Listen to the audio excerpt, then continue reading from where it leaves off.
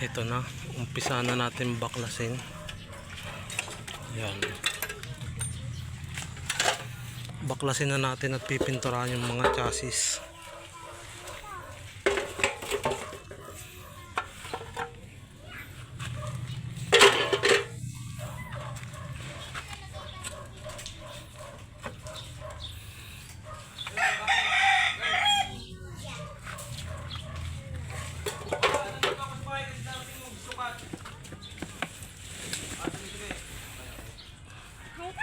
Babalitaan ko na lang kayo pag nabaklas ko na.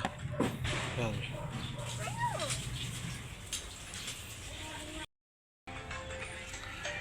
Ayan, nabaklas na lahat.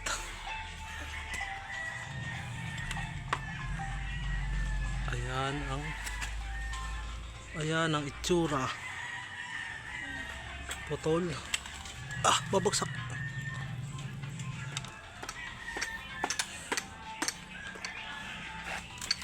Putik na yan.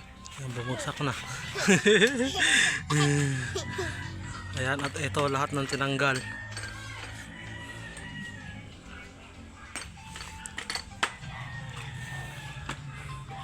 Titignan kung kakayanin pa. Lilinisin ko muna. Mamaya na lang ulit pagkalinis ko. Ito na, napinturahan na. Pati yung makina napinturahan na din.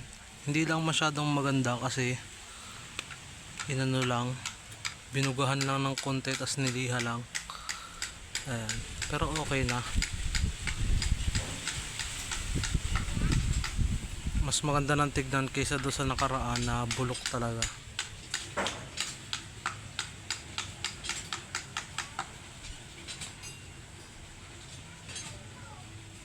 Yan. Grabe, nilulumot na to nung pininturahan ko eh. Pero ngayon okay na, makinis-kinis naman.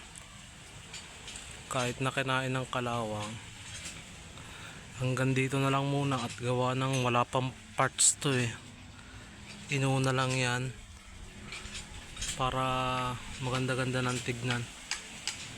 Siya, hanggang dito na lang. Wala na rin namang ibang ilalagay eh. At nailagay ko na. Babay na.